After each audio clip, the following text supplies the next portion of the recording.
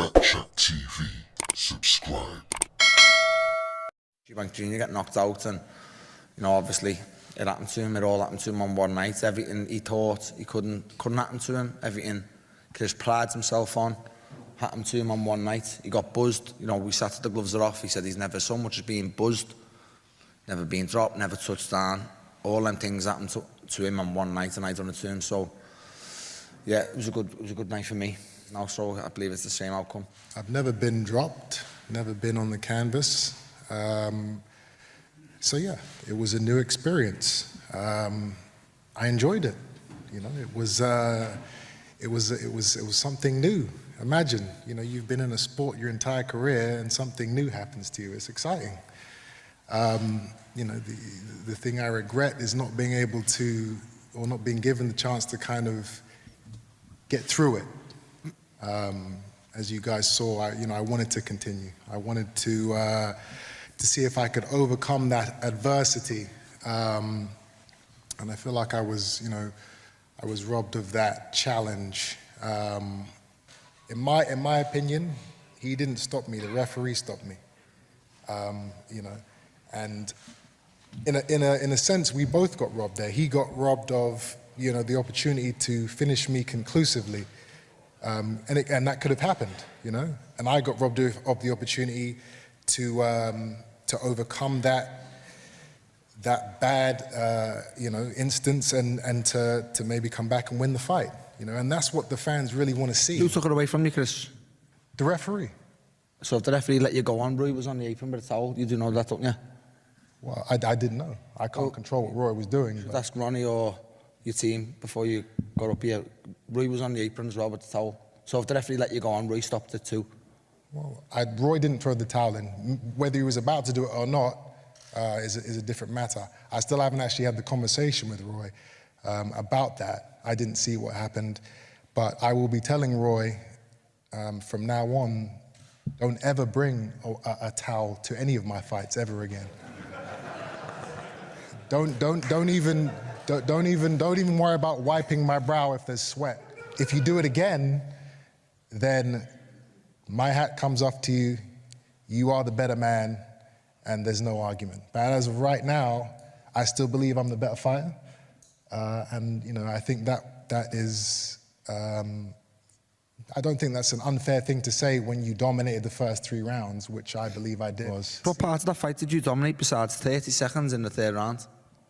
Well, I jabbed your head off for 2 rounds, and then I hit you with about 6 or 7 uppercuts in the 3rd round. I was warming up, and then what did I do, Chris? Huh? And then what did I do?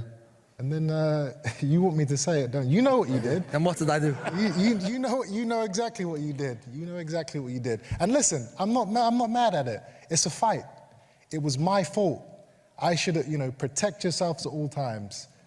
I didn't do that. I let you get in and do what you did. And fair play to you. What's going on, boxing fans? Welcome to Backchat TV. So we're going to get straight into this press conference. A lot was said between both parties, both fighters, both competitors, whatever you want to call them. They fought their heart out in the first fight, and the rematch is really heating up. I'm going to dissect some of the things that they both said, because they said some very important things, verbally and non-verbally, and this is what's going to lead to my prediction. So if we start from basically the first fight, most people edged Eubank to win quite clearly over Smith, and he was quite a big favourite. I actually said it was 50-50 because I've never actually been the biggest Eubank supporter. I've always thought he was a bit too arrogant, a bit too overconfident. I thought he had holes in his game. But in the end, basically I said it was a complete 50-50 fight, but in the end, I did edge Eubank to win, and I was wrong. Now, the reason why I edged Eubank to win is I thought that he can beat a lot of opponents just on his tenacity and, coming forward, his aggression, his athleticism. And now I thought that him linking up with Roy Jones Jr. brought him a new kind of part to his game that maybe was missing, which was the boxing skills, the defense, fighting on the back foot, using the jab. And I thought maybe that's exactly what he needed to complement what he already has. So I thought I think it's going to work for him. The evidence I was going on was the Liam Williams fight, where he boxed completely off the back foot with a jab and countering quite well, and he knocked Liam Williams down a number of times. So I thought, okay, I think this is maybe what he needed to make him more of a complete fighter. And so that's why I edged him in the first fight. Now, he got obliterated, as you know, but what actually happened was he was doing well for the first, second, third round, but he was fighting in this Roy Jones Jr. style, and it just doesn't really suit him, fighting off the back foot. Like, it doesn't really suit him.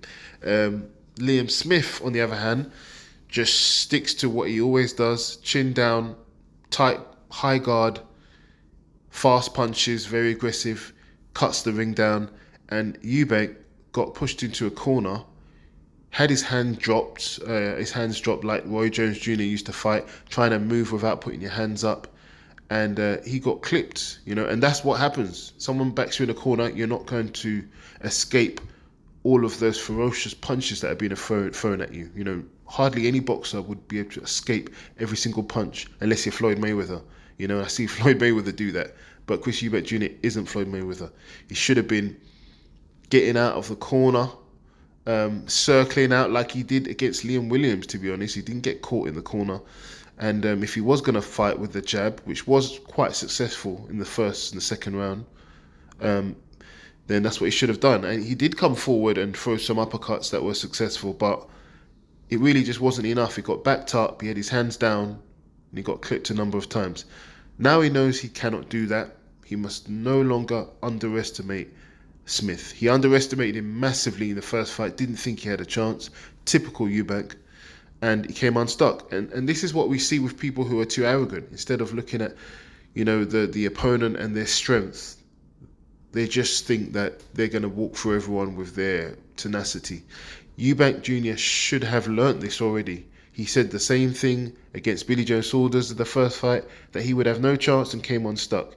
He said that against George Groves, that he has no chance and came unstuck. He said it against Liam Smith. There's definitely a pattern here of arrogance. Came unstuck. And now, in this press conference, he said, I still don't think you beat me. I think I'm the better man.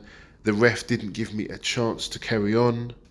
You landed a lucky punch, once in a lifetime punch. I let you in, and that's the reason why it happened. He's still not really acknowledging how good Smith is and how good he has to be. I feel that arrogance is still there. I feel that ego is still there. On the other hand, he has taken some accountability, which I was really waiting to see. He said that it's a fight and you got the better of me and things like that. And he did admit.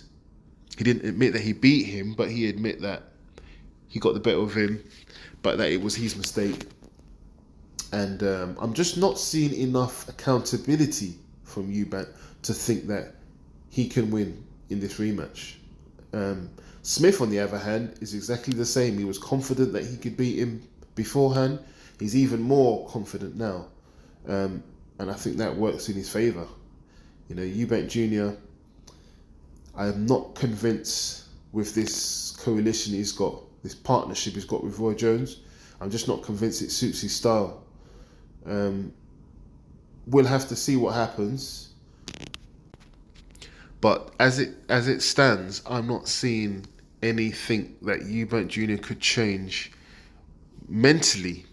I don't see that Eubank Jr. has mentally made the shift on how he should be boxing. I think he just thinks he's got to be more aggressive and come forward, or I don't think he's really giving Smith the respect that he deserves. So like I said, there's still a lot of denial. Although there was some accountability, there's still a lot of denial that I'm seeing. There's still a lot of ego. It seems more like his ego is crushed more than he's learnt what he has to do. I'm not really seeing that from him. I just don't think the style of Roy Jones really has helped him. And I don't know what he's going to do. He's stuck with Roy Jones for the rematch. Maybe they've worked on some different things.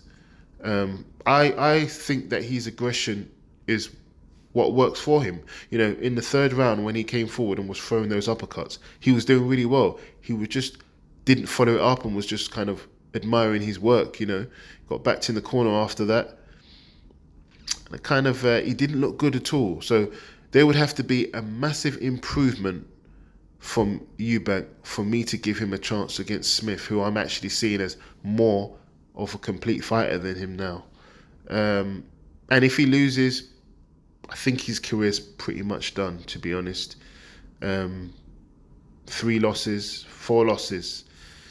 It wouldn't look good.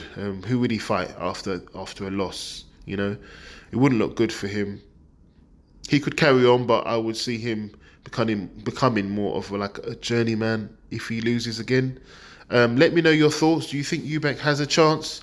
Apparently the bookies are still making him a favourite, so not much respect being put on Smith's name at the moment. The fight is set to take place June the 17th. So yeah, apparently 70% of tickets are sold out so far, so seems to be moving quite well. Not long to go now. It's on pay-per-view, but yeah, I think I'm gonna go with Smith again for this round, for this fight, this rematch, because I didn't see anything from Eubank that I believe warrants me siding with him again. Basically, let me know what you think. I'm on to the next one. If you enjoyed the video, please leave a comment, like and share, and subscribe to the channel. Thank you.